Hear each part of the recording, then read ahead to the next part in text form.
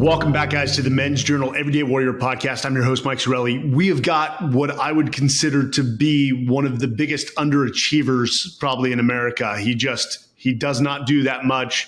I'm kidding. We've got Joe De Sena, the CEO and founder of Spartan Race, New York Times bestselling author, created a multi-million-dollar pool company as well as a construction business in college.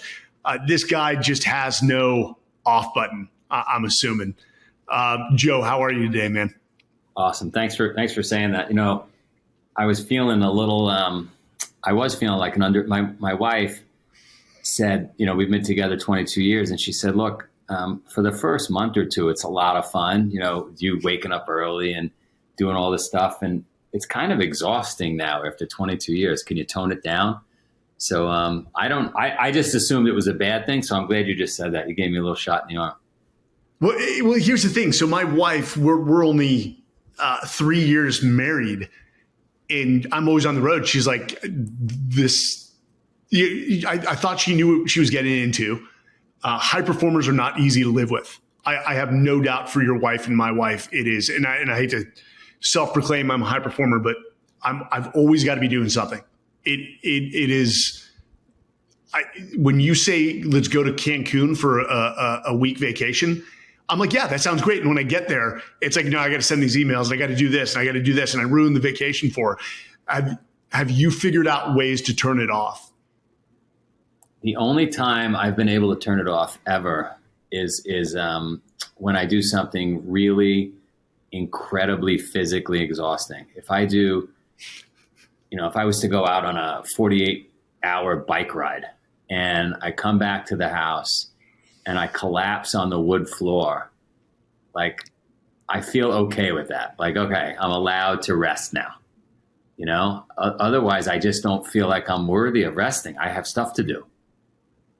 I think any psychologist listening would probably be like, you've got problems. So basically you just said, I've got to wear myself out to exhaustion in order to relax mentally.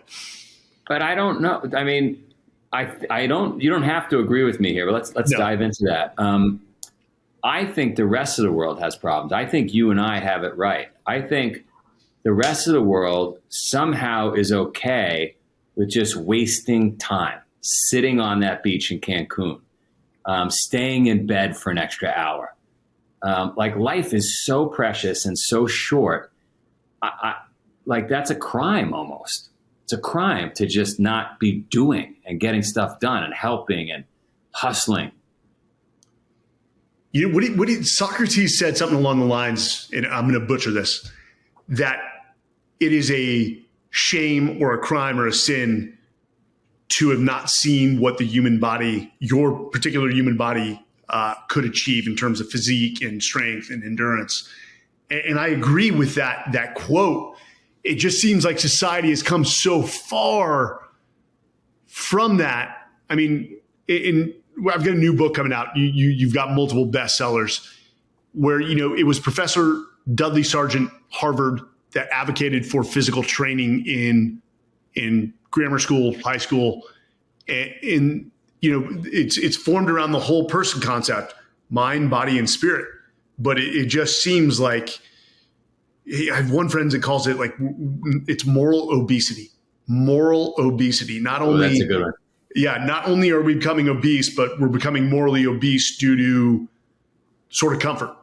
I'm stealing that. Here's my take on the whole thing. Tell me if you agree. I'm going to sum up the whole world in like 5-6 sentences here. We are naturally lazy. There's a few of us, probably 1 of 1%, that have this psychological problem where we just do, right? That you and I just spoke about. And, but the rest of us, the 99.9% of 8 billion people are lazy. And that's not because they're bad people. That's because the brain is wired to protect us from overexertion, from heat, from cold. And so it's holding us back from ever expending too much energy because that's a threat to the brain and to the body. So I get it. And so I would argue that we need leaders that force us to get up and get after it for the 99.9%, right? You and I probably need leaders that slow us down, our wives, and say, take it a little easy. But 99.9% of the people need leaders that give them a kick in the ass, get them in shape, make them eat more salad. And I know people listening are like, that's ridiculous. We need our freedom. Oh, I get it. I get it, because most leaders throughout history are not benevolent, right? They start to do wacky things because power gets their head, and that's the reason we created what we created in America. But left to our own devices, we don't get after it. And if you don't believe me, wake up at 5 a.m. in New York City, where there's 8 million people living there, and go for a run in Central Park. And tell me how many fucking people are out there running with you. There's like 9. And I know there were at least 9,000 that decided they were going to run that morning, but they didn't show up. And so I guess I would argue that we need a little more, JFK's presidential fitness, think whatever you want about China or Russia or whatever, right? I get it. Leaders are, it's crazy. We don't, but I kind of like when I hear the president of China say, hey, we're going to take our children. They're going to get after it. We're not going to allow them to play these video games. Like, I like that part of that structure. I get a lot of pushback in America when I say all this, because they'll say, we need our freedom. And I'm like, I get it, but do you really need Slurpees? Like, have you been to Disneyland lately and looked around and seen what people like? Have you looked at obesity rates? We're not exactly the number one country in the world in every respect, not because for no other reason than we're naturally lazy creatures. That's it. I've always said that psychology at the root of it is lazy. You will always default to the path of least resistance. And more so when putting entitlement and comfort is in overabundance right now in the United States. And so people have become accustomed to looking for the hacks and the shortcuts, these wacky fitness devices that, oh, hey, put this. Have you seen the things where you put it on your abs and turn on the knobs and it's like, hey, it's the equivalent of 1,000 push-ups? Be that as it may be 1,000 push-ups, but that is a hack if not combined with a solid diet, with a solid workout plan, with habits. Because when we all know when you go for those shortcuts, ultimately you're not creating the neural pathways, the disciplines that are needed for the foundation. I love this, Joe. This is if anyone was given a choice. In the left hand, I've got this blue pill, which will give you, take you to, let's say, 10% body fat overnight. Or over here, I've got a checklist, a process to slowly build, a regimen where you lose weight, you gain muscle mass, and you reach peak fitness. But it's going to take 6 months to 18 months. People will take the blue pill, but they'll lose it as quickly as they found it because those habits, again, those neural pathways are not set. You'll continue to eat 3,000 to 5,000 calories. You'll continue, if you're a 175-pound male, to only get 100 grams of protein, far below what you need based off your macro nutrients. It's insane. No, I agree with you. I do agree that there is some balance. I've yet to find that balance between being a high achiever and knowing how to relax. I still have not found that balance. Let me comment on that. So this is, by the way, this is all I think about every day. Like, this is all, it consumes me, this whole thing, because I keep thinking with every passing generation, there's no way it gets better. Like, we're not going to wake up one day and say, you know what, we need it harder. Everybody, like, I can't even do it with my own family, right? I have to physically turn the hot water heater off to get people to take cold showers. I have to get bagpipers to come visit early in the morning to wake everybody up. So my own family, we own a company called Spartan where we're asking the whole world to do burpees and get in shape, and it's a fight in my own house. So our country and the first world countries around the rest, they're not going to wake up one day and say, we want to do things harder. We want to get rid of 6-minute abs. We want to do 60-minute abs. It's not going to happen. Every year is going to get softer and worse. And I would say if you and I were having this podcast back in the 1820s, I think you and I would be advocating for more penicillin, more couches, and more Netflix because life was hard back then. Yeah. Right. So anyway, it's really, I don't know how we change things. I mean, think about it. I'm selling, in your example of the pill in one hand and the checklist, I'm selling the checklist. Yeah. I'm in the worst business on the planet. Who the hell wants to buy the checklist? No one. Think about this in this mind. So I've come to realize this. Every time I reach a goal, it's a shoulder shrug. I'm like, oh, okay, what's the next ridge line? What's next? I never find joy in the destination, but I have found pride, and I look back, and it's my wife who's like, look at all that you've accomplished. You had a successful SEAL career, 20 years, made it to JSOC, the elite of the elite, and now you're jumping into Everest. Now you're going to jump all 7 continents in 7 days. Like, what? Why? You've already done so much. And she's saying you continue to go on. The destination is completely worthless, dude. But the journey, what you learn about yourself and your strengths and your weaknesses, the journey is about adding deliberate discomfort throughout your life to continually grow. I do believe, and we found this, and this is not new to you, but to a lot of people. True learning and growth take place when pushed outside your mental and physical comfort zones. When you can combine those, it's especially powerful. But that's also where true character emerges. So people that constantly find a way to deliberately add discomfort to their life develop these character attributes that, again, make them stand out from everyone else. Congrats on your undertakings, and congrats on what you've gotten done. And I agree with you 1,000%. It's the journey, definitely not the finish line ever. That takes a few seconds, right? And then you're back to another starting line somewhere else. But I would say, here's a visual for anybody listening on what you just said about deliberate discomfort and how it builds character. Imagine we had 2 human beings, and those human beings were plants. Let's just have some fun.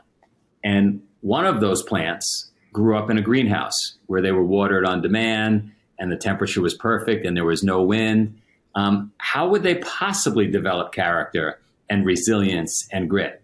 And the other human being, you, for example, grew up on the side of a mountain and you had to wrap your roots around a rock to hang on. And it was windy every day. And like, that's what we're talking. It's so simple when you have that visual, right? Like, you don't want to grow up in a greenhouse because as soon as you get put outside, you're dead. Right? You talked about GFKs. One of my favorite figures is Teddy Roosevelt.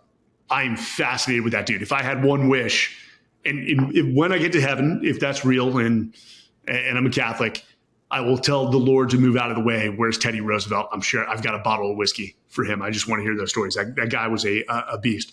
But hey, Joe, I'd love to go back because you've always been a high performer. But at one point, you found yourself in the rat race. You'd felt that, and for you, putting on a little weight may be minuscule to other people, but you did not feel happy with yourself, and you decided to make a change. And you, let's say, as in terms of career switch, that's a pretty drastic career switch, going from being a trader to into the adventure space.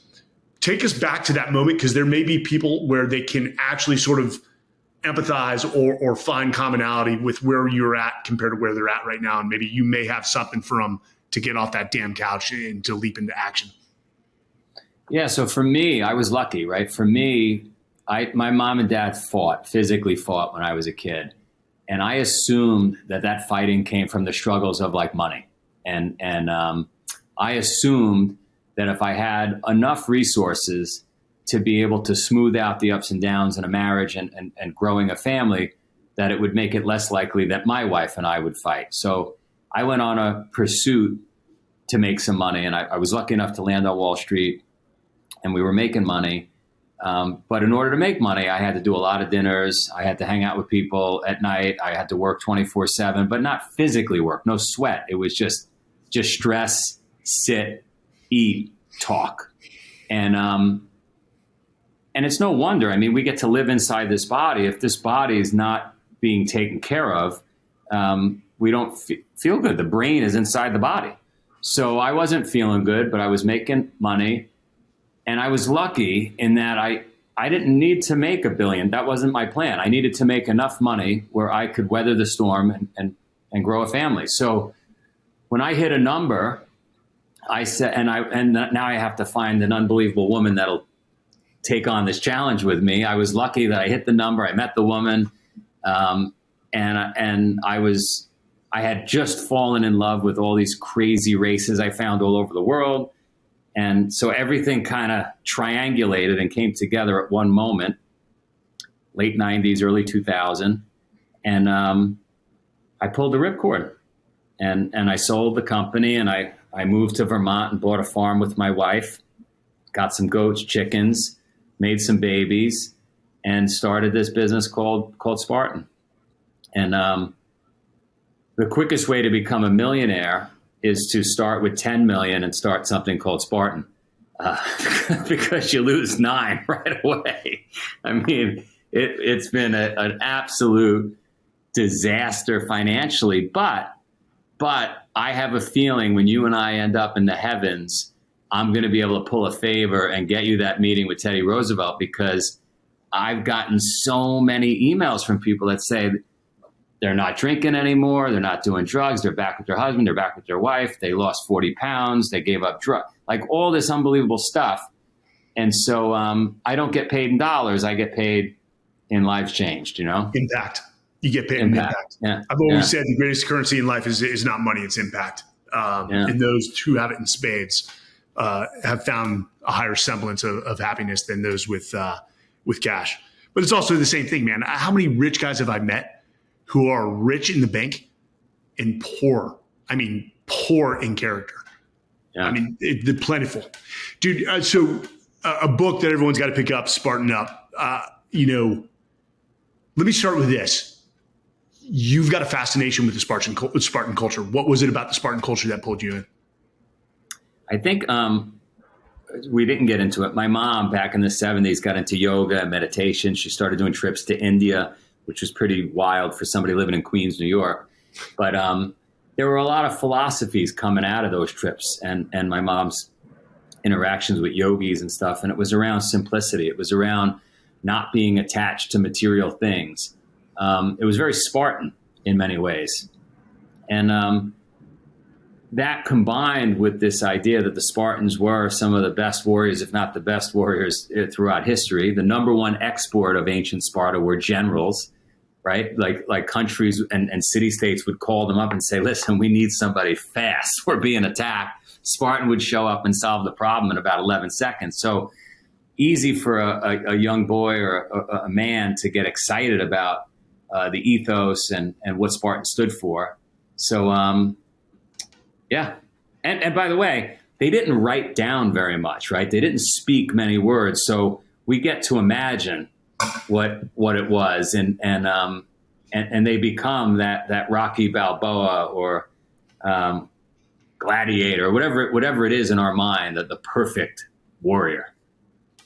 Yeah. The mythos of the Spartans will live on for forever. I think, in the book, you talked about delayed gratification, which I'm a big proponent of. Again, we just hit on this. Why can't people delay gratification these days?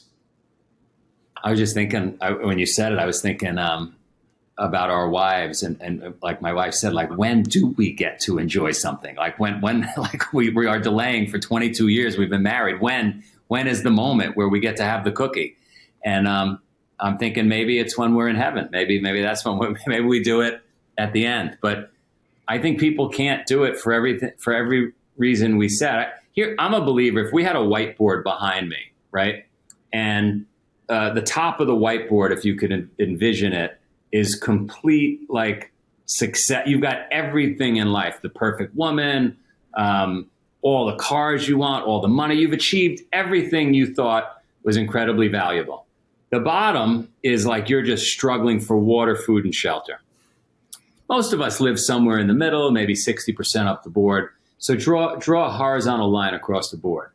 And folks are constantly chasing to get to the top of the board. They want more. And if they get a little more, they'll be happy. And it turns out they're not that happy when they get to 67% of the way up. And then they need a different car, and then they need this and they need that. And I would argue, and I'm sure you agree with me after what you've been through, happiness actually comes from going down towards the bottom of the board. And you drop below the line and you take some things away from your life, you delay some gratification. When you get back to the line, when you get back to your normal life, you're like, oh my God, this is the best grape I've ever eaten. I can't wait to see my wife. Like, you know what I mean? Think about all that. You're so happy. The ancient samurai, the story goes, at night when they went to bed, they would close their eyes and they would burn all their possessions and their family in their mind, so that when they woke up and everything was there, they appreciated all of it. So I would argue, when we have everything, we appreciate nothing. When we have nothing, we appreciate everything. And I think delaying gratification is a muscle you have to develop. And if you're a warrior, we have a responsibility to help those around us and hold them accountable and help them. Like, my job is to help my family delay some gratification. You know, the simplest I've ever lived, and there was a lot of happiness, was when we were in a war zone. So I was surrounded by 40 of my brothers, all elite in their own right. And trust me, I like to say I was always the bridesmaid, never the bride. What I mean by that, I was never the top performer. I could hold my own. I can contribute to the team win. But you had your twin bed separated with these plywood walls. You didn't have that much room. You didn't have that many possessions besides your kit, maybe a couple changes of civilian clothing, your uniforms. And it was simple, man. And all we focused on was getting outside the wire to bring the fight to the enemy. And so you rather than sit on the camp and just watch movies or read books, we wanted to get out there. We wanted to pursue the enemy. And life was so enjoyable. And then you'd actually return to the States and it was just noise. It was all just noise. My opinion, you'll help me think this through even beyond this podcast, and I'd love to come back and circle up on this. My opinion is when we read books and we watch movies on men and women just not being aligned, right? Because the man is describing exactly what you just described. I was with my brothers. We were in a twin bed, and that was the best. And our wives want to go to Cancun. My wife would go with your wife in 2 seconds to Cancun. So, but it's not just our wives. It's movies, books. We see the same story play out. I'm convinced that in general, men, especially warriors, we want to live at the bottom. The people listening, look up, if you don't know it, Maslow's hierarchy of needs. Yes. Right? And I think men want to live closer to the bottom. Like, it's really refreshing to just want water, food, and shelter. Like, everything escapes your mind. You were happy as can be inside that war zone. And I was in the Ukraine a week and a half ago. I have to say, 3 days in the Ukraine were the best 3 days of the last 3 years for me. It was the best and how could that be? Because I just wanted water, food, and shelter. You know what I mean? Like, I was the bottom of Maslow's hierarchy. Women, especially in the first world, especially women that are married to us, they're pushing for the top of the pyramid. So, and there's nothing wrong with either. It's just like, we're in two different complete planets. You know what I mean? Like, I want to be on that twin bed in the middle of nowhere with just some basic food and water. At the same regard, I don't think I would want to be married to a woman that liked living at the bottom of Maslow's hierarchy of needs. I think it's a yin and a yang that keeps me contrasted. I also think it's what attracts our wives to us and vice versa, is that they do love that. There's a masculinity, again, with the bottom of Maslow's hierarchy of needs to provide food, water, and shelter for our families. There's nothing more manly or masculine than that. That's the basic needs. You're saying and I agree with you, the very thing that attracts them is the thing that drives them crazy. Yeah. And I think it's the same for us. And I agree with that. And I agree with you that it would be, like somebody said to me recently, Joe, your kids would be an absolute mess if your wife was like you. And so it's good that there's a balance in the house where she's normal and I'm not. Yeah, I look back at, my dad that man was, I'll say it, hard as balls. And he very much was the disciplinarian. And my father did very well for himself, came from very little, but hated bullies. And I saw my dad knock out men that were, two men bothering a son and a father. And they were big bullies. But so my dad, I always learned that side, but my mom was definitely the emotional, spiritual rock, the quintessential Catholic with the quotes and Bible verses. But there is a balance there. It's interesting as you look at society in the blurring of father and mother figures. Both are required to create balanced children. To your point, in my opinion. Yeah, I absolutely agree. And my oldest now is 17. My youngest is 9. Another interesting little observation is the youngest. We have 4 children. The youngest we pay the least amount of attention to, because by the time you have the 4th, right, you've been like, we're exhausted. And she's got the greatest personality. Like, she's just on her own. She puts on an apron. She was rearranging all the cabinets in the kitchen the other night, like just by herself. And the first one's you overparent for sure. So that's an interesting observation I've noticed lately. So Joe, one of the things, I don't know if this was part of your grand design, and often when we start these ventures, there's no grand design. It's you iterate as rapidly as possible. But, I do believe, again, Maslow's hierarchy of needs is that we do need a sense of homecoming and belonging. I'll use the word, which is sort of taboo now. I say tribe. We need a tribe. And for me, that was the military, and I loved it. And when you leave, you lose it. But for a lot of, everyday warriors, everyday citizens, they don't naturally have that tribe. And I'm not talking about a fraternity or that you went to a university and you're part of the alumni. I consider those superficial, and I'm not denigrating anyone who's earned those or is part of a sorority or fraternity. But you go to your site and, you've got people with the Spartan headbands on, and they're all, hands in the air, they're yelling. You've created this sort of outlet, this tribe, through this commonality, through hardship, which some people call shared adversity. I mean, is that lost on you? Was that part of your original design, or did this community just sort of emerge and you couldn't have even guessed it?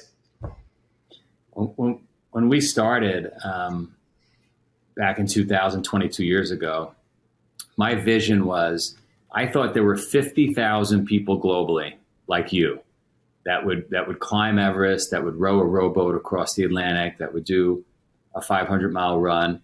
And I was going to basically group them together because those people were inspirators in my mind. They would inspire the world.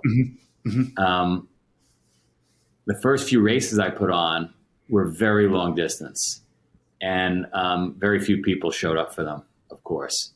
By 2010, I lowered the bar. It became a 3-mile race, an 8-mile race, 13-mile race. The name was Spartan. We had this competitor out there called Tough Mudder. And the first race under the brand name Spartan, 700 people showed up, more than I had in the whole decade prior, like combined. And I happened to have a guy with me that worked for Discovery Channel, and his job was to determine whether or not a new show would work, and whether they were going to air it on Discovery Channel. Yeah. And so he would look at like social psychology, and he was sitting there as this race unfolded, this first branded Spartan event with 700 people. And he said exactly what you said. He said, "Oh my God," he goes, "this is like a cult."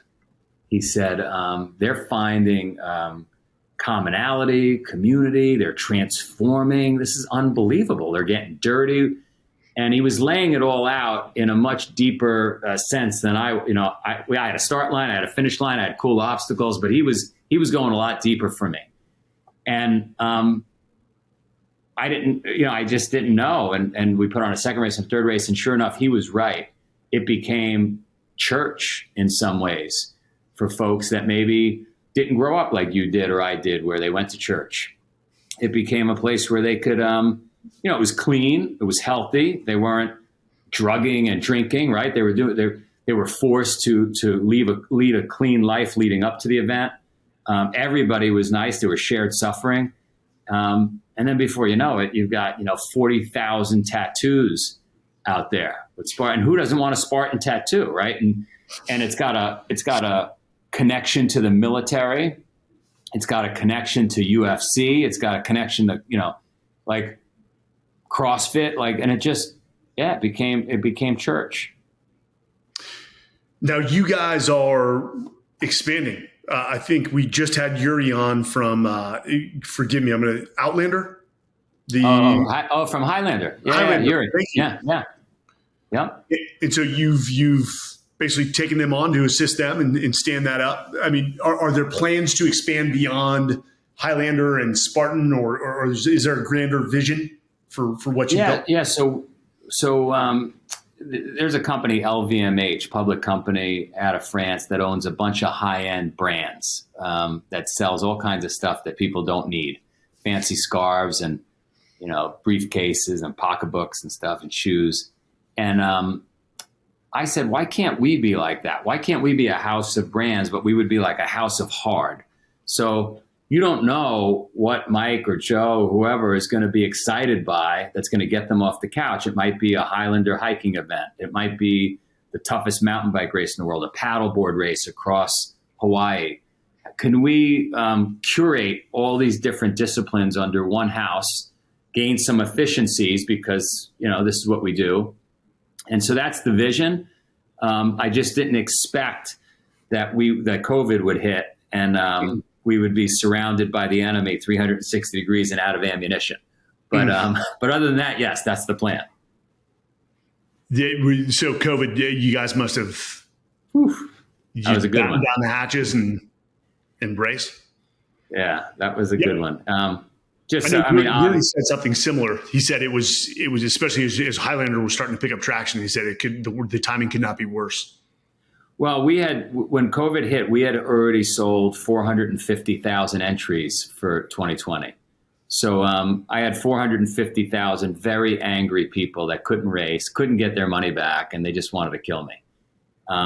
To make them somewhat happy, we offered 2 entries for when the world opened back up in a few weeks, because there's no way the world's going to stay shut for more than a few weeks. Yeah. When it opens back up, we'll give everybody 2 entries. That's $90 million worth of entries we gave away.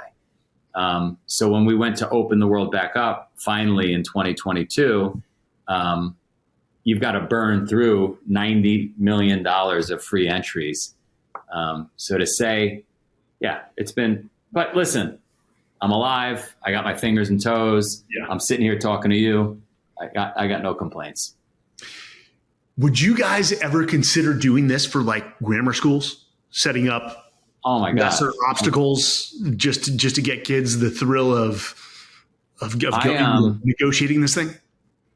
So we have a farm in Vermont, which is where this all started back in 22 years ago.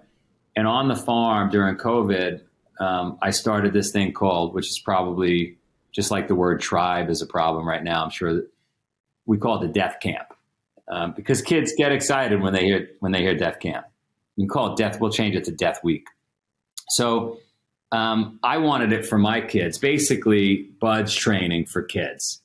And we torture. They're up at 5 a.m. They're getting screamed at by drill instructors. They're in ice cold water. They're chopping wood. They're carrying sandbags up. To put it in perspective, every day before breakfast, they do Murph. That's just to start the day, they're getting Murph done. And it's awesome. And the kids come out with character and stronger. And it's great for my kids because I've surrounded them with 50 kids. So it's not just dad screaming at them. And would I love to do it in 3,000 schools? Of course I would, like one day, half day, and it would be the greatest thing. But I need the DOD. I need somebody to partner on it because I can't make it work. But I know the curriculum. I know it would work. I just need, by the way, I could solve the entire country's recruiting problem in 11 seconds with it. 11 seconds, save them billions of dollars of advertising dollars. And we'd have a new generation of amazing kids with character that would follow in your footsteps in your career. When you weave in all the leadership lessons, the character lessons into that type of tough training, it's even for adults. So I own a company called Talent War Group, and we do leadership development. Yes, we can do it in the classroom, we can do it in-house, but the data shows that only 5 to 10% of what's taught in the classroom is retained. And so I do talk to a lot of CEOs. I'm like, give me your people. You 50 of your top leaders. We're going to go to Yosemite for 5 days. The biggest obstacle we often hit is the HR. Oh, no. This is a liability, and Todd is not in the best shape. And we're not putting them through Hell Week. Simply put a compass and a map, give somebody a short class, and get them out of office. And even moving 5 miles a day through, let's say, rugged terrain, it pushes people past their mental and physical comfort zones. But it's amazing how many companies say, the liability, that we can't do it. And they miss out on the shared adversity. They miss out on the hardship. And this is what we found. When we do it, the person that struggled the most throughout the week, and who that is usually holding their beer the highest, bragging about how awesome that was on the Friday after you pulled them out of the field. And watching them together share a beer or a drink, like it's a different team dynamic. And by the way, there's no more important a moment throughout history when it's needed, because people are not in offices anymore. Think about that, by the way. Wall Street Journal did an article, or somebody did an article the other day. Not only is this, out of office nonsense, right, ripping the entire workforce apart. Now they're recommending how to work from bed. Swear to God, article hit the internet, how to work from bed, because it's too complicated and too hard to even get out of bed and change out of pajamas and take a shower and work out and then work from a desk. Now you just work from bed. Hey, if for a company they've got a remote policy, awesome. Again, Talent War Group, we're an executive search firm. We also do HR consulting. I've got a team of people that have been in HR for decades, and they're very aggressively minded people. They're very good. The co-author of my book, George Randall's one of the best. And I'm not a fan of the remote work environment. It removes the human component. It removes the collaboration and innovation. And again, is there a hybrid? Yeah, I can see that. Or maybe policies where it's certain days in the office, allow them to work home. Hey, whatever floats your boat. With my company, it's 100% in the office. We either win as a team or we don't win at all. And that requires being together. That requires especially creating relationships. And I saw Twitter, love or hate Elon Musk. He said at some point for Tesla, no more remote, you're in the office. He just did the same for Twitter. And it is like hell hath frozen over in San Francisco when he did that, enacted that policy. I moved my family. I mean, we were living in Vermont. We had an office in Boston. I had over 100 people in that office pre-pandemic. Post-pandemic, I couldn't get 25 people to come in consistently. I couldn't get 25 of 120. Who's in Maine? Who's living here? They got to do their laundry. The traffic's too much. I lost my mind. I said to my wife, we're moving to a city where I could rebuild an office where people come to work. So I'm living in Orlando now. I got 25 people that come into work every day. My office in Boston. I'm in Orlando. I moved to Orlando. I literally moved my family because I believe, like you believe, that face-to-face, walking over, talking to somebody is valuable. Oh, completely. And I would miss that human dynamic. Could you imagine if the military said, hey, we're going to go remote? We'll gather once a weekend or one weekend a month. And I joke about that. Uniform Services doesn't get to go remote. I was waiting for a plane at Denver Airport, and the flight got delayed and delayed and delayed. Finally, they got on the radio and they said, oh, the pilot decided to work from home today. Doesn't work, right? Doesn't work. It's we are in different times, my friend, but I'm preaching to the choir on that one. Hey, Joe, we're going to post all the books and where to find Spartan so that people can get involved. Here's what I'll say to the listeners. Just go do one. Even if you're not in the best of shape, get through it. You'll get through it slower. Don't focus on the time. Focus on completion, or get as far as you can. And I guarantee you will feel a sense of accomplishment. But Joe, the way we finish this up, again, we believe, and the reason we talk to warriors like yourself is that you've been successful. You've also failed, which we know failure is the greatest mentor in life. But success leaves breadcrumbs. And so you may be able to leave a few breadcrumbs for people. So the first question is, what is the hardest decision you've ever had to make in your life, or biggest regret? Yeah, I mean, I don't get a lot of decisions right. There's so many of them, but the one that jumps out at me as the most recent was when the pandemic hit and having to shut down the races all around the world, and how many people to let go and furlough. A buddy of mine runs Saks Fifth Avenue, the antithesis brand of Spartan. He's got 2 little poodles. I've got a kettlebell. It's funny that we're both so friendly. We both wake up at 5 a.m. and shoot the shit. But he said to me, listen, literally the day Trump shut the country down, he said, listen, you got to conserve cash. You're going to have to let a ton of people, you have to shoot puppies. So those were tough decisions, but it had to be done. It's the organization. It's always what's best for the organization, because the organization can rebound and then hire people back. I agree. Though it's hard for those to understand if they're not, leadership is not for everyone. And a lot of people would default on the right decision because they just don't want to be unpopular. And I think that's the difference between leaders, is they know that the right decision is not always the best decision for the people. It's what's right for the organization. Greatest mentor of your life and what you specifically learned from them? So many. My dad's not alive. My dad was an amazing mentor. Gave me, now that I'm a dad and I think about all the time he spent at all those dinners talking, and every chance he got just kind of oozing that knowledge into my head. It's exhausting. And if anything, I'm falling short with my kids. And so I gotta take my hat off to Dad and say, that was unbelievable. But I also had an organized crime boss that gave me incredible lessons. I've got an old Italian guy in Ithaca that gave me incredible lessons. I'm so lucky. And anybody listening, always ask a successful elder for advice, because 99.9% of the time they give it. We're waiting to remain relevant. What are those 1 to 3 tenets? And you've written books, multiple books on this, but what are those 1 to 3 keys to success for you that have led to the highest probability of success for you? I got a bunch of threes. The first one, the first 3 I'm going to give you, I came up with recently for my kids. I wanted to distill and say, what are 3 things that my 4 kids and their friends, if you just do these 3 things, you're guaranteed success. I think it's genius because I came up with it, of course. One is communicate like a movie star, especially in this world where we're looking at phones and we're looking at devices. Learn to communicate like Denzel Washington would, or Russell Crowe. Go down the list, right? When they get up and give a speech, you are captivated, right?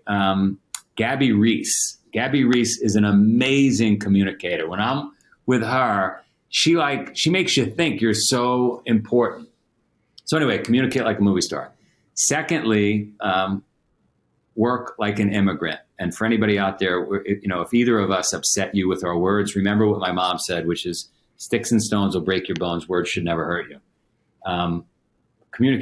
Work like an immigrant, right? Outwork everybody around you. Get up earlier, show up earlier, stay later, just outwork everybody. And then number 3, you got to have gratitude like a monk. That's it. Communicate like a movie star, outwork everybody around you, have gratitude like a monk.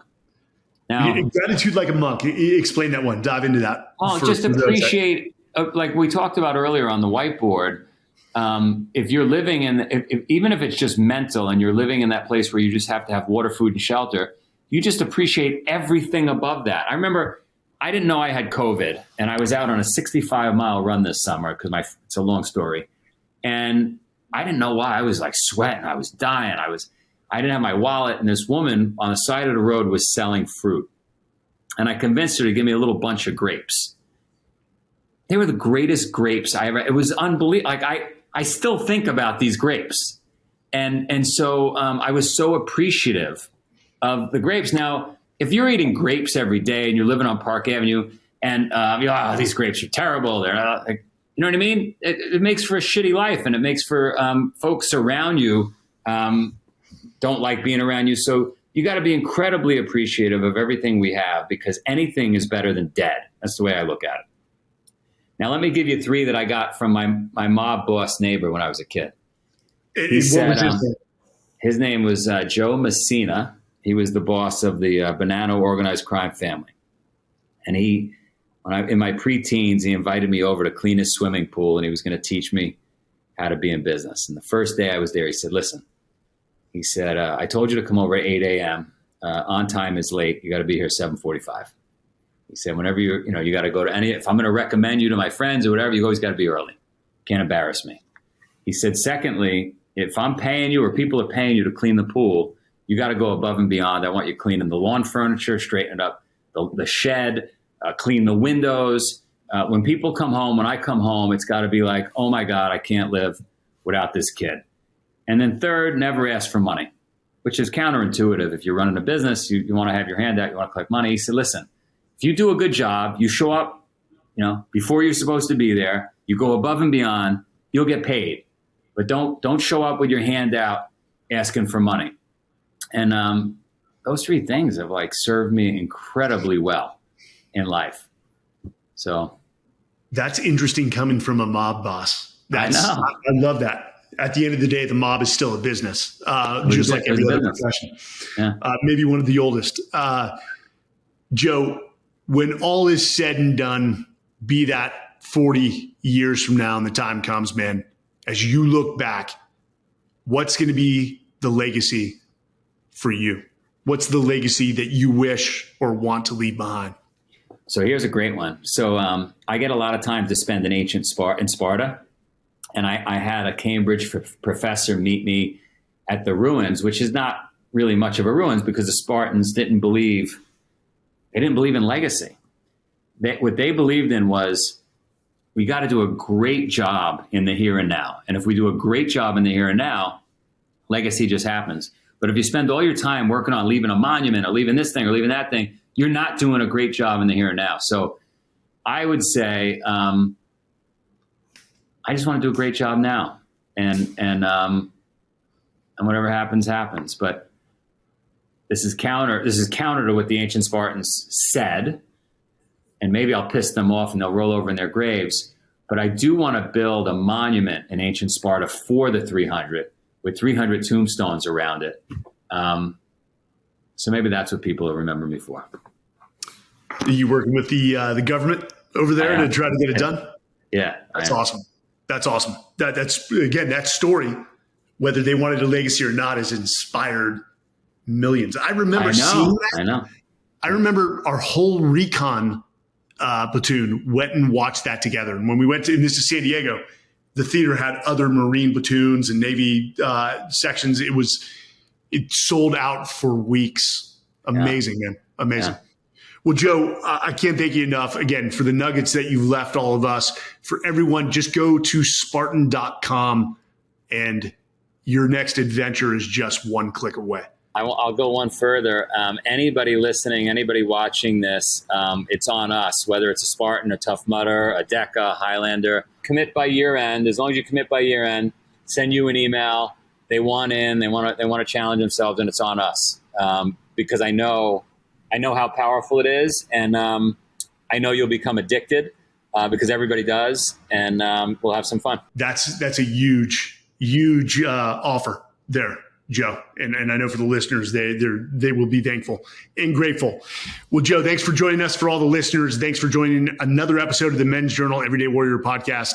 I'm your host, Mike Sarraille. We'll see you again.